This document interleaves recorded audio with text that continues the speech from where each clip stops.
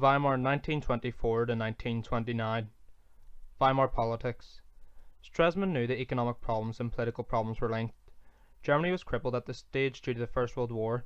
It caused the signing of the Treaty of Versailles, which meant having to pay reparations, caused them to sign the Treaty of Rapallo with the USSR, and after the humiliation and effects of hyperinflation caused by the Ruhr invasion. Stresemann's three political solutions. The Locarno Treaty 1925. This treaty was signed by Germany, France, Belgium, UK and Italy. It agreed to have mutual borders in the hope to gain trust with surrounding countries. Mutual security agreements that other countries promised to help Germany in the time of trouble. This section was evident when the French left the Rhineland 5 years before it should have. They agreed not to attack each other and to adjust each other's borders by force.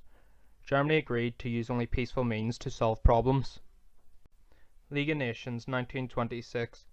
In 1926, Germany joined the League of Nations, which was demonstrating that Germany was emerging as a respected world power once again.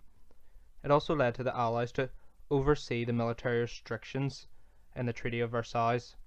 This was one of Stresemann's primary goals, and he achieved it. Kellogg-Briand Pact 1928. It was an international agreement condemning war. It was signed by Germany and 15 other nations. This showed Germany's commitment to peace. Political success.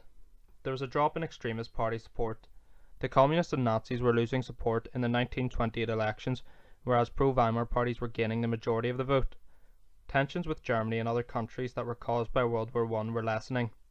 The Locarno Treaty directly linked Germany into negotiations with the Allies, and then was later accepted into the League of Nations in 1926.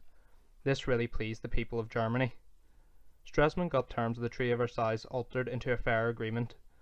Stresemann agreed to continue to pay reparations, but under the Dawes Plan and Young Plan, Germany didn't have to pay the full amount until 1929, and also had longer periods of time to pay them after 1929.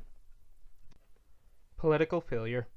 The problems of PR were still present, which led to grand coalition governments to fall apart over the challenges in Germany. The president still had emergency power, which could be dangerous when in the wrong hands. President Hindenburg did not support democracy, and in 1927 he publicly rejected Germany's war guilt. Even though extreme parties had low numbers of voters in 1928, they were still attracting voters and could have some influence in the Reichstag due to the flaws of the PR system. Many Germans were angered at how Stresemann was given in easily to other countries just to make small international agreements. They still wanted an end to the Treaty of Versailles, but Stresemann only altered its terms, such as the reparation payments in the Dawes Plan and the Young Plan. The treaty deeply divided the German people and political parties. This often led to coalitions to fall apart.